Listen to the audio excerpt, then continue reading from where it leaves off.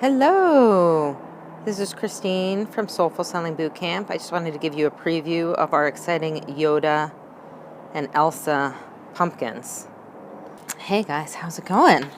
Hey, hi, how's it going? Thanks for joining. Oh, look, you can see my Yoda pumpkin in the background. Hi, thank you for joining. Hi, Jessie. How are you? Thank you for joining. This is Christine Pereira from Soulful Selling Bootcamp. And I wanted to talk today a little bit about why some people fail at sales. Hello, where are you? Where are you from? Hey, Richard, thanks for joining. Thanks for joining, you guys. Yeah, I got my Yoda pumpkin over there. Utah, very cool. And on the other side, there's an Elsa pumpkin. Yeah, these are my kids' favorite characters. So I'm outside today on our patio. Cool. Thank you guys for joining. So I'm Christine from Soulful Selling Bootcamp. I do scopes about authentic selling and soulful selling. And I wanted to talk today about why some people fail at selling, because I've heard a couple stories recently and I've seen a couple emails where people were talking about businesses that failed and some different issues that I saw come up. So I wanted to talk about that for a minute. So, hey. Hi, thanks for joining, you guys, and let me know where you're from. And, oh, I forgot to put Halloween in the scope to get the bats. Sorry about that. So, yeah, let's talk about sales and why some people fail. I think there's a couple reasons, and I always say that sales, you know, the foundation of sales is really three main things. It's confidence, it's trust, and it's understanding the sales process. And I think, you know, where I've seen people go wrong in sales, there's a couple different areas. I've seen people who are new to sales who just are really afraid to make the ask and who don't have the confidence to sell their own product or service, especially if it's like themselves and it's consulting services or coaching or something along that line. People are afraid to charge what they're worth. They're afraid to ask people for their business. And I think a lot of times that's a confidence problem. Where people don't feel confident enough to ask. Maybe they've been doing it for free for a long time. I'm afraid of being a cheesy salesperson. Yes, I think that's a really big thing too. And I think that's a big part of it, that you're afraid to be a cheesy salesperson. I think a lot of people think that way, but you don't have to be, right? Like, I'm sure you can think of an instance where you bought something where you were so excited to buy, like you were as excited to buy the product as someone was to sell it to you. And I'll bet you can think of many times in your life when you've made a purchase from someone where it wasn't cheesy. And I think the whole goal is really to have a win-win situation, right? Where that happens, where the person buying is as excited as the person selling, right? And that's a situation you want to create. And so how do you create that without being cheesy or salesy, right? And I think a lot of that comes from your sales style. So I think when people come across as cheesy or salesy, a lot of times it's because they think they have to be that way, or they think that's what you do in sales. And I think that doesn't have to be that way. I ask a lot of people what their sales style is. There's so many quizzes you can take online about this, where they ask you a bunch of questions and you get really interesting answers about how you might be like more consultative, or you might be the more creative salesperson. There's so many tests out there, but I always say the way that you know what your sales style is by knowing what your normal personality is. How would your friends describe you? Are you someone who's funny, who tells lots of jokes? Are you someone who's a little bit more serious but loves to teach people? Like, that's what your sales style is. And I think if you just act naturally and don't try to be someone you're not, and are confident in whatever your product is, then you're not going to come across as salesy. So I'm curious what you're selling. I'm sorry, I saw your name and now I missed it. But I'm curious what you're selling and what kind of product or service it is that you think that you would come across as cheesy. Because so many people think that. And I think if it's a product where you're finding the right market and you're talking to someone who really wants your product, then it's going to be a virtual assistant. Oh, okay, so that's great. So it's really you, and it's you're really selling yourself and your services as kind of a consultant. Yeah, so I think, how do you, when you talk to people, do you do like free informational calls, or I'm sure that you like have conversations with people before? And I'm curious when you feel like that salesy part comes on. Is it when you're talking anytime, or is it when you're like doing the final close and telling them your pricing. Because I definitely find some people feel so comfortable talking about the product or service, but then when it comes to asking, like when people ask the price, then people get a little uncomfortable. Like, I don't know if I'm asking the right price. I don't know if I'm asking too much. And I actually went through this recently because I still do consulting. I worked for many years in digital advertising consulting, or in digital advertising. And I'm consulting now, and I had someone ask me, about my pricing, and I had to confirm with a few friends who are also consultants that my pricing was fair, and that it wasn't out of line, because I thought, oh, it does sound like a lot when you add it up, but I confirmed it's very standard. I've gotten all of my clients from referrals. I'm super comfortable once I start talking to people. Oh, that's good. So are you uncomfortable when you're like promoting yourself, like you're doing a marketing push? And that's great. I mean, that's a great salesperson, and that definitely shows how valuable you are. It's just the approach that feels too cheesy. Okay, I totally get that. That makes so much sense. Yeah, the approach is hard. So I think it's, that's when we're talking about the sales funnel and the sales process. So obviously, the sales funnel is a funnel. At the top are all of the people that you reach through your marketing efforts or through your direct efforts. So it could be people that you're cold calling, which I'm guessing you're probably not doing that. It can be people who see like your Facebook posts, or people who visit your website even about your company. And then, when they come down to a prospect, it's maybe someone was referred to you, which is fantastic. You're obviously great if people are referring other people to you. But I'm curious where you're like marketing your message, or if you go out and speak about it. Sometimes people do, they could be on Periscope talking about how you are a personal or a virtual assistant and how that works. You could be on Blab, you could be writing a blog post about it. Or maybe you're not doing those things because that's what you think is cheesy. And I think, one way to approach it, and I hear this a lot, and this is really common right now, especially in sales and in marketing. You're not marketing very well. Well, I'm curious if you could come up with a story. Are you Jess or Jessica? My daughter's Jess. She's Jessa. So I love that name. I thought maybe you might be a Jess. So you could come up with a story, right? And that's how I try to do that in sales. Even when I'm doing these Periscope talks as well, I talk about come up with a story. And even there's like presentation software. I don't know if you guys have seen Prezi, like Prezi.com. Prezi is a whole presentation software because, a lot of people do these PowerPoint presentations. They can be incredibly boring. Even on webinars that we watch, I've seen some like webinars where they had terrible, oh, Jessica, oh, awesome. Yeah, my daughter's Jessa, but we call her Jess. And, that I think coming up with a story, like Prezi says, hey, these presentations have become so boring. Really, a new way is to come up with the creative storytelling aspect of it. So it might be really interesting, Jessica, for you to come up with a story about one of your clients, without revealing too much personal details, or about a time when you solved a problem for someone. And put that into story form, and maybe write a blog post about it, or write something on social media about it, or about a time that you felt really great about the job that you did.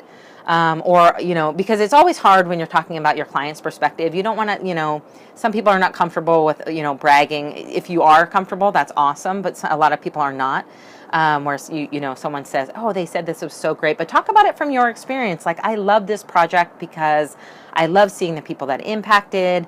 There was this great story, but I would say come up with a story about it and take that angle on it. Maybe it's a personal story. Maybe it's your personal story about why you are a virtual assistant. Maybe it's because you worked in a job that you didn't like and you realized that there was a great market and you were really good at it and it gave you more time flexibility or more work-life balance. I think like those are such interesting stories. And that's why I love Periscope. And I launched my entire business on Periscope because, oh, you're welcome. I'd love to see it. And I need a virtual assistant. I'd love to talk to you more. So I'm going to find you if you are on Twitter at that same handle, and I'll send you a message because I'd love to hear more about your services. I think it's really hard to find a great assistant these days who can do what you need and who kind of understands everything about marketing. But that's why I love Periscope, because it's so easy to talk about your message and you can really get a feel for a person and their personality and their style when you listen to them on Periscope. And it's great. I talk a lot about sales, and I'm also part of a group called Perry 10K where they talk about inspirational stories. or inspirational topics. And I find the most interesting ones are when you try to find a story, when you tell a story about it. Because I could sit here and teach about sales all day long, but if it's not interesting, I have the skills. I hate putting myself out there. I know it's hard. Okay, let me tell you a sales story. When I first started selling, my first real sales job, and I always say we're selling every day, right? We're selling to everyone. We're selling to everyone we talk to, we're selling to our kids, we're selling to our partners, to our friends, right? We're selling every day. But my first real sales job was at a startup in New York City. And we were all like kind of shoved into this room, and we had like desks were facing the other desks. So you were sitting right directly across from each other, and we were cold calling people, and we were selling digital advertising. And this was when the internet was like kind of brand new, and people were not even convinced that they should be doing banner ads at the time. So it was a very, I would say, hard sell. Not that I was pressuring them, but it was like a very new product that a lot of people were not investing in at all. And we were trying to convince them, okay, bring your marketing online. And so it was very intimidating. This was my very first sales job, and I had like a really good feeling about it. I felt like I could do sales, but it was so intimidating because I was sitting next to, I think there were 10 other people in this very tiny room. It's probably like the size of like a very small office, like 300 square feet. And everyone had been doing it, way before me. I was the new person, and I had to call people and do my pitch in front of we could all hear each other, and it was so intimidating. And I remember I used to go in the bathroom or in the stairway, because sometimes there were people in the bathroom, and I didn't even want to do it in front of anyone. And I would practice my pitch, and it was really simple. I was like, I just need the intro. I just need those first few lines to get in the door and to feel comfortable, and then it will like come naturally. And I find that I hear that a lot with other salespeople when they call me, especially when they're following up on a lead. They'll be like, "Oh, hi, this is Jim. I'm just calling you." I know it was, but I practiced, and that was the key. I just practiced my first 3 sentences. Hi, my name's Christine. I'm calling from so-and-so website. I noticed that you were marketing online. I'd love to tell you a little bit about what we're doing. It was like that kind of sentence where I was just trying to tell them who I was, why I was calling. I noticed they were already marketing online, and then like basically trying to not get them to hang up on me and to sound confident in what I was selling. Because that's the key too. When I have people follow up with me, sometimes they forget about what we talked about, if we talked about before. Sometimes they don't look at a form that I filled out. I had a guy who actually called me, and he was so sweet, and I felt so bad for him, but he said, I don't even remember if I followed up with you before, but I wanted to call because I have your name on this list, and you indicated that you had interest. And it was for like this window insulation product that I was looking at, and I really was interested in it, and he was so sweet. But I thought, oh wow, like this guy really needs some help with sales, because if you're calling someone, be prepared. Have one sentence that's ready to go and have it written down so you know exactly what you're saying. And that's what helped me so much. And Jessica, once I did it, it took about 3 days of doing it. And this was a full-time job, right, where my job was sales. And it took 3 days for me to kind of get in my groove, and me practicing in the bathroom and practicing in the stairway, and I had a little index card. He probably should have faked it. I know. I know. Like, I love that he was being honest, and I appreciated that. But I just like, and I was so interested that I actually did follow up. But he also didn't. He didn't give me information to follow up. Like, he didn't have my email address, because I usually, when people are calling me, I say like, okay, can you like email me so I can remember to follow up, because I'm not going to remember from the phone call, and I think I was in the car. But be prepared and just have like a one sentence opener so you're comfortable. But it took me those 3 days of doing it all day long, like 8 hours a day. I mean, we weren't pitching 8 hours a day. It wasn't that kind of job, but I was calling, probably making 10 to 15 calls every day. And I had to do this pitch, and there were definitely people who were like, no, I'm not interested. I'm like, okay, that's fine. It's not personal. I just have to make another call. And the more confident I felt in saying that first sentence, I noticed the better response I got. Because if you call someone and you're like, and I don't think, you're cold calling, so you're not going to have this issue. But, I would do free consultations. I've done that with so many people. I saw a great ad on Facebook for someone who does like WordPress and WordPress redesign. And I thought, like, I'm so interested, because they offered a 1-hour consultation. I'm so interested in hearing more about what they would tell me about my website, and just to talk to someone who's an expert. I always find that for me is so valuable, even though I'm busy. If I can get free advice from someone who's an expert and who knows more than me, I'm absolutely willing to take it. But now I'm actually remembering these people called me back who had this great Facebook ad, and they called, and the guy was not sure of himself. He wasn't confident, right? So he called and he said, hi, and I was just about to go into a meeting. So I picked up the phone because I didn't recognize the number, and I thought, well, maybe this is like something that I need to answer. So I answered it, and he said, hi, I'm so-and-so. You know, he didn't say where he was from. He didn't say what he wanted to talk about. He didn't tell me any of that information, and I had to pull it out of it because I was really in a rush. I'm like, okay, so where are you from? What are you calling about? And I was trying not to be rude, but I was really frustrated because it should have been, hey, I'm Christine. I'm from Facebook WordPress company that's you indicated that you wanted to talk to us. I'd love to set up a time to talk. Is this a good time? You know, I love those kinds of calls where they're ready. They know exactly what they want to talk to you about, and they ask you if now is a good time to talk. So that's always nice if someone is filling out a form and you call them back. I personally like to have everything scheduled. That's just me. If someone calls me, I'm usually not going to talk to them. I'm going to schedule a time. But, you know, be prepared. So I think that's another reason, and that's another perfect example where someone might not be successful in sales, because if he approaches everyone like that and calls everyone and doesn't say where he's calling from or what he's calling about, or the fact that these are actually leads where someone asks for information, then he's going to have a hard time. So I think confidence is one area where people have a really hard time, whether they feel salesy, whether they don't feel comfortable doing the close or the ask. That's one big thing. The other big thing I've seen, and I've seen this with people who are professional salespeople, is that they're not willing to do the work. And what I mean by that is that they're not willing to do the follow-ups. I have had people ask, oh, I'm so glad, and I'm serious, I really do want to talk to you more about what you do, because I really need someone. So I'm so glad that was helpful for you. But I think the other area where people go wrong is not being able to do the work and knowing that sales is a numbers game. And I had someone ask me this in an interview, like, do you think sales is a numbers game? And I thought, wow, like the fact that you're even asking me this, like you should have asked me this at the beginning of an interview, because anyone who thinks sales is not a numbers game is either not familiar with sales or is thinking of like a very like specific experience. Because sales is a numbers game, and what that means is the more people you talk to, the more people at the top of your sales funnel, the more people you're going to actually sell to. So if you talk to 100 people and only 2 of them decide to buy your product, that's fine. You know what your metrics are. But guess what? If you want to sell to 4 people, you need to talk to double the amount of people. That's just how sales works. The more people you expose to your message, the more people are going to buy your actual product. So the name of the game is get as many people aware of your product or service as possible, right? And there's a fine line there, right? Because you don't want to, especially if you're spending money on marketing, you don't want to expose just too many people and people who are not interested in your product. You don't want to sell a product to moms, to, you know, people who are 60 years old, although they may be moms. You don't want to sell to new moms, I guess I should say.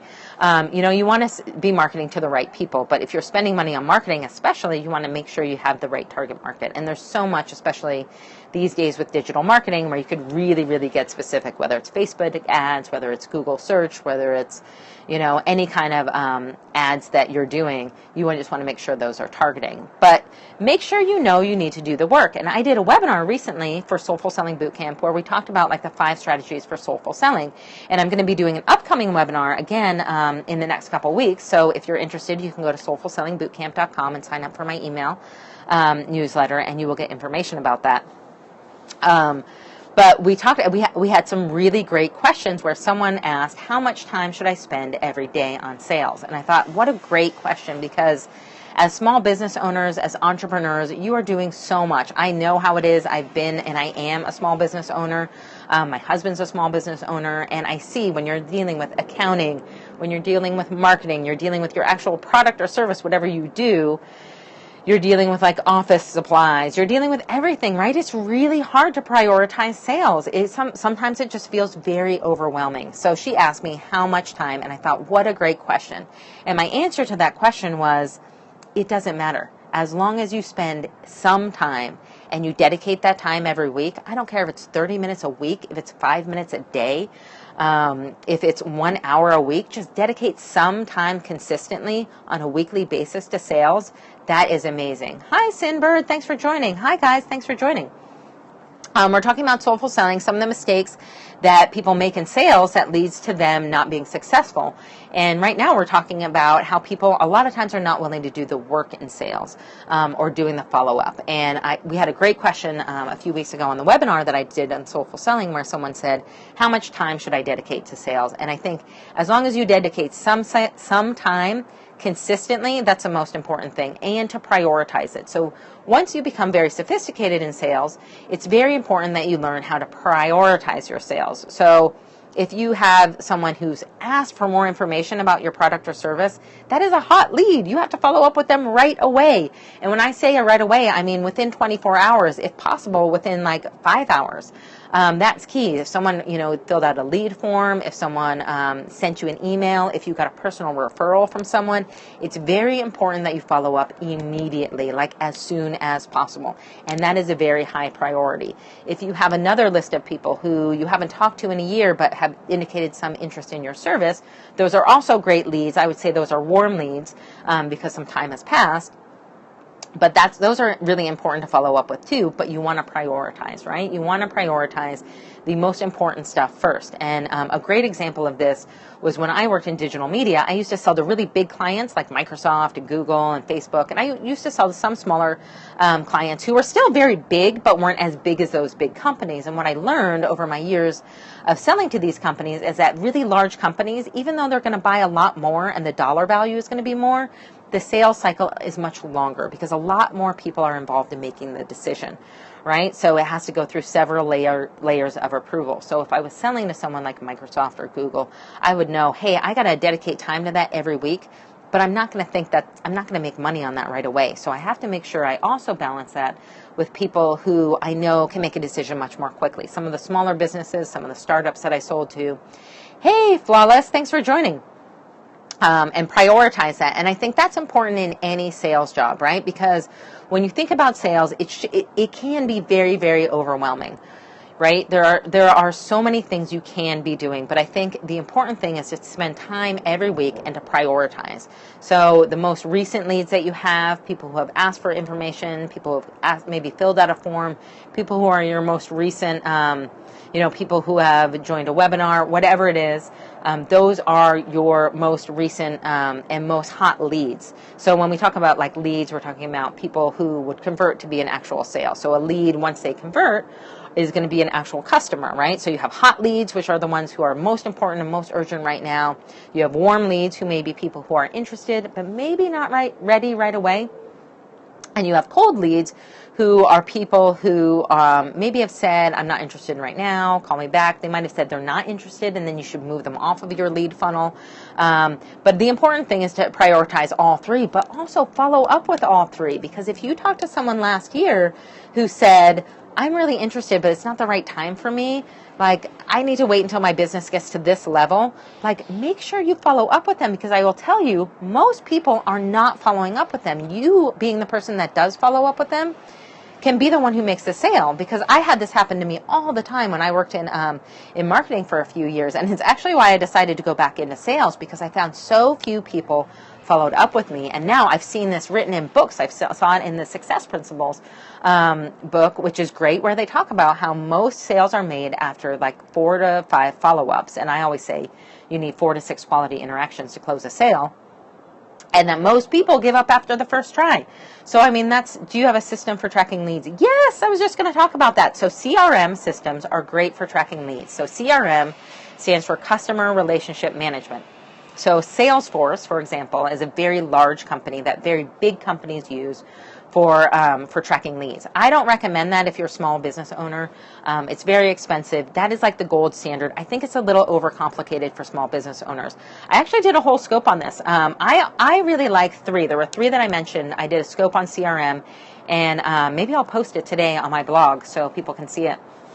But there were 3. So the one that I actually like and I've been using lately, and a customer that I work with, actually, she recommended it to me, and she was using it, and she's a small business owner as well, and it's High Rise. It's from the guys who make Basecamp, but I find that it's super easy to use. And it's free, I think, up to a certain amount of contacts, and then it's a very small amount. But the great thing is once you dedicate to using a CRM system, that also gets you in the habit of doing sales every week or dedicating some time to sales. So I really like HighRise. There are a couple other ones. HubSpot does one that is free, and I do like that it's free. I didn't like their interface quite as well, but I still found that it was very easy to use. HighRise, yes, HighRise CRM. If you Google HighRise CRM, you'll see that it comes up. HubSpot has, I think it's called HubSpot CRM is another one, and they do say that it's always going to be free. Like, I don't know with HighRise if it will always be free. Sometimes these companies do change. So that is another one. And there's another company called Zoho, Z-O-H-O. That has a lot of small business tools, and they also have a CRM tool. And I've used that a little bit, not a lot. It looks fairly easy to use. And the thing about CRM tools is they can do a ton or they can do a little. So don't get overwhelmed when you sign up for one. If you just use it for tracking leads and for following up with people, I'll be honest, even when I worked at a very, very high paid sales job, that is all I use my CRM system for, and I used Salesforce for like 15 years. Occasionally, our marketing folks would ask me to put in some information, but salespeople, here's the other secret about CRM systems. No one really likes them, and no one likes using them. Like, I had to be forced to use Salesforce. It was not until I was a sales manager that I was like, oh, okay, I get why we all have to use it, because, hey, Gets Belief, thanks for joining. We're talking about sales, how people go wrong in sales, some kind of the mistakes that they make. Oh, thank you for sharing. You're so nice. And we're talking about mistakes people make and about soulful selling. And right now we're talking about CRM systems. And I was talking a little bit. I'm very familiar with ActiveCampaign and Infusionsoft. Oh my gosh, if you use Infusionsoft, then you're using like the most complicated thing ever. You will love HighRise then, because if you know Infusionsoft, then you're very sophisticated. But that's the thing about CRM systems. They can be very complicated. I think when you start out, just start using it to track your leads, and especially, your warm leads. Someone who said, this isn't right for me, just for your clients. I know. I am looking at Entreport right now because I've heard it's so much easier to use. So that's interesting that you have experience with that. Yeah, I've heard that it's very complicated and that people need to hire someone for that. And I think Salesforce is the same way, right? It's become so complicated. I'm actually using it, again, for a nonprofit client that I consult with. And I have seen that I've told everybody, hey, it's so complicated. Don't even look at any of that stuff. Just use it for lead tracking. Because if you have a warm lead and you have someone who said, this isn't ready for me, I'm not ready for this right now, or this pricing is a little bit high for me right now, but contact me in 6 months. Who's going to remember to do that, right? I'm definitely not, especially if more than one person, I couldn't even remember if one person told me that. And that is what CRM is for.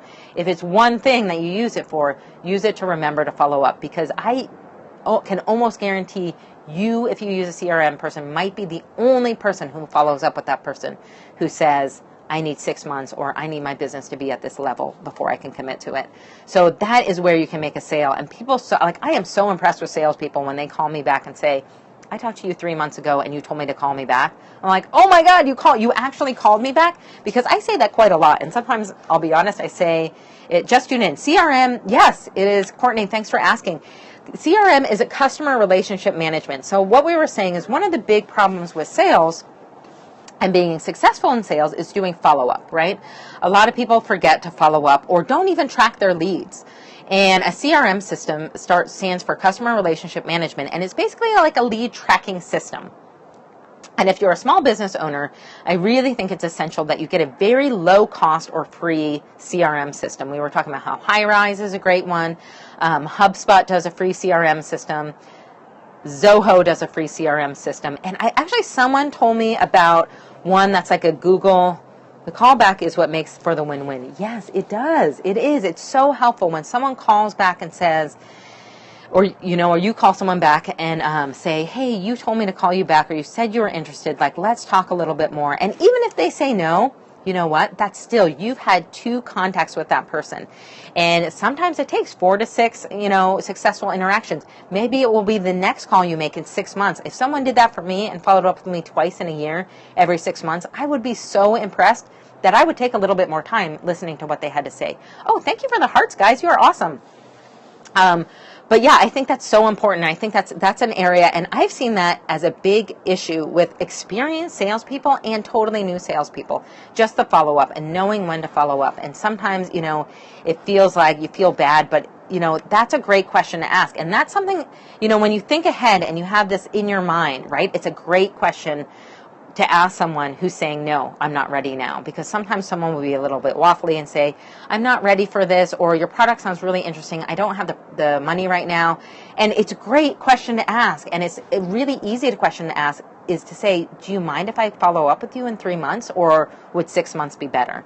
And if someone says no, that's totally fine. But just asking that question in a very nice way. And if someone says no, don't follow up with me, that's totally fine too. But that is such a great opportunity if you can get someone to say yes to a follow-up call in 3 months or 6 months or even 6 weeks. Or it might just be someone's really busy right now, especially with the holidays coming up. It's a really tough time for some businesses, retail, like especially. The holidays are crazy, right? And like after November, they just don't even have time to talk to anyone. Hey, Shirley Soul Whisperer, great name. Thanks for joining. We're talking about soulful selling and why some people make mistakes in sales and it really hurts them, and some really successful things they can do to make selling a little bit easier and less painful for everyone. So yeah, thank you for joining. But I think, if you can follow up and if you can ask that question when someone says no, or ask them, why it's not right for them, I think, asking those questions in a very gentle way and just asking a question is a really nice way. There's certainly some people who might not really be ready. There's some people who will try to get you off the phone and say, call me back in 6 months. And that's fine too. You know what? Because they could have said no. And if they said, call me back in 6 months, that's your opportunity. And you don't want to bug them. Hi, thank you for joining. But I do think it's worth asking that question at the end of the call, especially if you get a no or a not right now. And we were saying retail, it's so busy right now. But there's actually some businesses where at the end of the year, it's great, where they do have a little bit more time. So it's, you just have to figure out what the right time is for that client and the type of person that you're talking to. Because, I'm thinking especially for like maybe coaching or virtual assistants, it might be great to be talking to people in December because their big push might be in January, right? For January, anything that's like health and fitness or about organization or about, starting, New Year's resolutions, all of that stuff is so big in January, right? Like that's a big push. In January comes from those types of products or businesses. So if you know some of those guys, then it might be great to start talking to them in December, because the other thing to realize is that you have to have realistic expectations about selling. And I saw a lot of posts in this recently on Facebook where people were saying, oh, I was really upset or disappointed because I didn't close someone in like the first conversation, or that they learned that they shouldn't do that. And I thought, well, of course, like, it is very, very rare that you're going to close someone in the first conversation that you have with them. If you do, awesome, but don't have that expectation. If you get an amazing referral from a very good friend, from someone who's been looking at your product and maybe been researching you for quite a while, it's totally possible. But in most cases, you need 4 to 6 quality interactions to close a sale. And you don't need to try to push that. You don't need to try to rush it.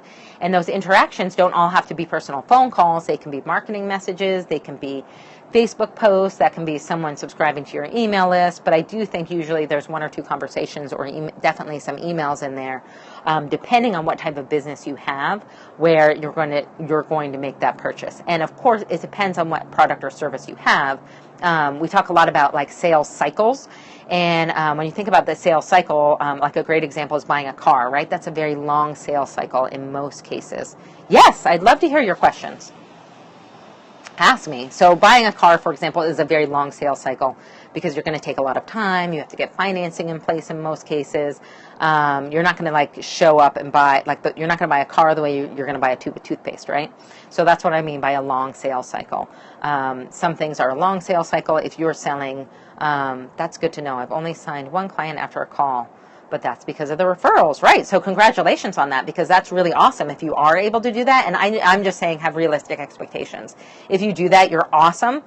In most cases, you won't be able to do that, and just be realistic. No, like, hey, I need to have a couple emails with this person.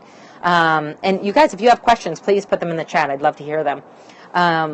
but yeah, so, and that's why a lot of times it's great to do that free, like, introductory call, especially if you're doing coaching or a virtual assistant type of job. Do a free consultation, because that's your first interaction, right? And that's a great time to interact with them, and then do a follow-up email, right? That's your second one.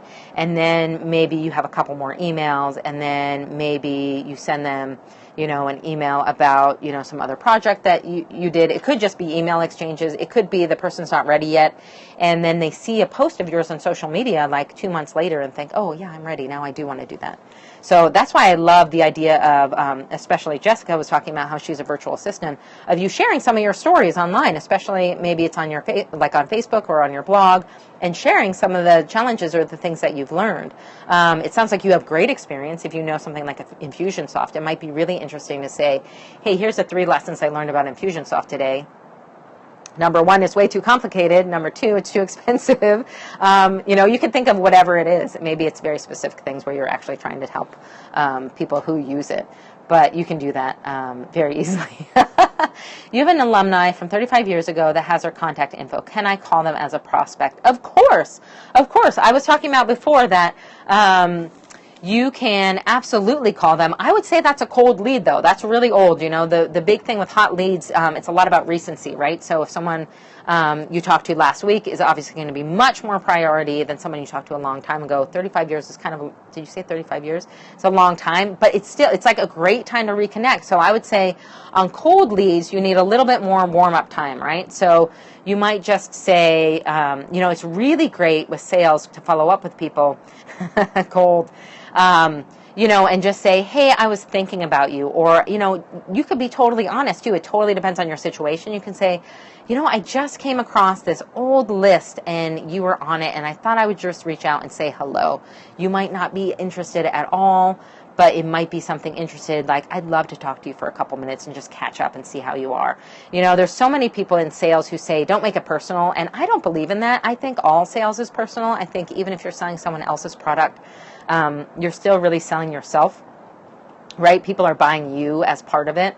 When I talked to my clients and I worked in digital advertising, I would always ask about how their families were doing, how their kids were doing, like how things were going at the office that day. Like, I remember at one company, they used to do like fun weight loss challenges, and one of my clients was part of that. And I would say, oh, how's that going? Like, who's winning the challenge? It really is personal. And sometimes some people are uncomfortable sharing that stuff, but I would say, like, I would always take the lead on there. And I'd say, yeah, it's back to school. My kids just went to school. I'm so happy. Summer's over. It's so much easier now. Or my daughter's birthday was last week. Share some personal things if you need to get it started, but make that personal reaction, because that's what makes people remember you, right? It's your personal story, and that's what makes everyone unique. And I think that's another area where people, try it. Let us know how it goes. I'm really curious. And, but make it, I would say definitely bring in the personal element with a cold lead, because you need someone to remember, that they asked for that. And maybe they don't remember, I wouldn't remember stuff that I did that long ago, but bring that in and make it a personal conversation. And that's why I think, sharing, yourself and things about yourself is so vital to sales, because it is so hard when you're selling. If you're selling a product or service, people know me. I was homecoming queen. Awesome. There you go. Everyone's going to remember you. And you probably have awesome stories to tell. I always think that I've seen people, come and do sales and not make it personal at all. And I find that I don't remember them as much as someone who tells me a little bit about themselves. Maybe they live in Minnesota and it's snowing that day. Maybe they're telling me like a funny story about themselves. Maybe it's like, the person who, tells me silly jokes or something. Whatever it is, you are a great salesperson, and I believe this about everyone. Everyone's a great salesperson because everyone is unique, right? Everyone's had their own personal experiences. Your life is completely unique to you, and there's something about you that is very unique that no one else has, and that's like your personality, right? So I always think when you're approaching sales, bring that out. Be that person and don't try to hide it. And that's where I find sometimes people try to be someone that they're not, or they think that they have to be salesy, and that doesn't usually come across really well. Or they try to not make it personal. Oh, I'm so glad. This is much longer than I thought, but you guys had so many great questions. I'm going to wrap up, but thank you, Jessica. That's great. And this is one of those scopes I'm going to save with the comments so people can see that, because I think that's so helpful for people to see the struggles that other people are seeing. But I think it is so important, because I've seen salespeople who don't share anything about themselves or try to make it very impersonal and just about the product. Like if I go to buy a great example is I bought a car last year or 2 years ago, I guess it was, at this car dealership. And the guy, like everyone makes fun of car dealers, and I did have that experience. Like it wasn't great. He wasn't like the greatest salesperson. And I do observe that quite a bit because I've worked in sales for so long. And he didn't make it personal at all. And I kind of had to draw it out of it. He had an accent, so I was asking where he was from. And he was from Afghanistan. And I asked him, like, oh, well, where's there good, like, Afghani food? And I really tried to get, like, more of his personality out, because I wanted to make it more personal. Because, to be honest, when you're on the other side of a sales transaction, that's beneficial to you as well. Even when you're the buyer, you are in some ways still the seller. So I always try to make it more personal and try to get the person to make some personal connection with someone, because I find that I get better customer service if someone knows me and knows a little bit about me and we have some kind of personal connection. Maybe we both have kids the same age. Maybe it's that I love like the kind of food that, they eat, whatever it is. I always try to find that personal connection. So that's something to keep in mind. But the point of my story was I saw this guy in Whole Foods, like, I think it was actually a couple months ago, and it was so funny because I recognized him right away, but I was like, how do I know him? Because he was like, oh, hi, how are you? And then he said, I sold a car to you from like whatever Acura dealership, and I was like, oh, hi, and I ended up talking to him, and he was so interesting, and I thought, wow, I wish that had come across when he was selling. I wish he had used that. Like his personality, and talked a little bit about himself when he sold to me, because I would have been so much easier. I mean, I ended up trying to negotiate a little bit harder, and I felt like sometimes I maybe wasn't being as nice as I could have, because he wasn't giving me the information that I needed, and he would say things like, well, what do you want? Or what price do you want to pay? And I thought, like, that's not how I want. I'm originally from New Jersey, but now I live in the Bay Area, in the San Francisco area. But it was interesting, the interaction that we had, because I was really trying to make this personal connection, and I could tell he was really trying to keep it impersonal and keep it very business. But that's like a really big tip, and I see that a lot in sales, and I think there's probably a lot of sales literature out there that tells you don't make it personal. I disagree, and you should do what you think works best for you. But I think if you can make it a little bit personal, and obviously it doesn't have to be super personal, but it could be as much as like what you're eating for lunch. It could be that you found I love it when I go into like a local bank or something and someone's like, oh, I just found this great restaurant across the street. And we have a little conversation about it. I love finding out personal details about someone, because that's how you make a connection. I mean, we're all exposed to so many people every day. And I can guarantee you that you have something in common with everyone. And you just have to figure out what that is. So I would say that's what I want to leave with you guys with today. Whether you are buying or selling, and we're all selling all the time, next time you are involved in a sales transaction, try to bring some of your own personality into it. Even if you're the buyer, just bring that in and try to make a personal connection with someone, and notice how that changes the dynamic of the conversation. Because I think that can be a huge, and now I'm thinking of this is like, I want to do a whole nother scope on this topic, because it is so important. And I'm actually taking an amazing class right now called Share Your Heart, Show Your Work, which is with an amazing coach named Allison Crow. But she talks about how you really have to get out there and share yourself and things about yourself out there when you're trying to promote your business. And I think that is so, so important in sales. And I'm excited to do another scope about this now. But yeah, do that this week, wherever you are. If you're buying meat at the grocery store, if you are, getting a coffee at Starbucks, like whatever that is, try to make a tiny little personal interaction with someone and see how that dynamic changes. So thank you guys so much. This is Christine Pereira. I'm from Soulful Selling Bootcamp. You can visit me at soulfulsellingbootcamp.com. You can sign up for my email to get some more information. I'm going to be doing a webinar soon, a free webinar that is totally free information. Yeah, thank you for joining. You can also find me on Facebook on Soulful Selling, and I try to do scopes like every day or two on Soulful Selling, and I'm doing cooking this week. I love the guys at Parachute TV. They do a cooking show, and they let me drop in there once a week, so I'm going to be there on Thursday this week at 12 noon Pacific time. I'm going to be cooking. I don't know what I'm cooking yet, so any suggestions are welcome. I'm thinking I should probably do something like pumpkin-y because it's like Halloween. But yeah, come and join me. And I thank you guys so much for joining. And I loved your questions today. You guys are awesome. I'm going to go save this with the comments and record it, and I'll post it on my blog. But thank you guys for joining. It was great to be here with you, and have a great day.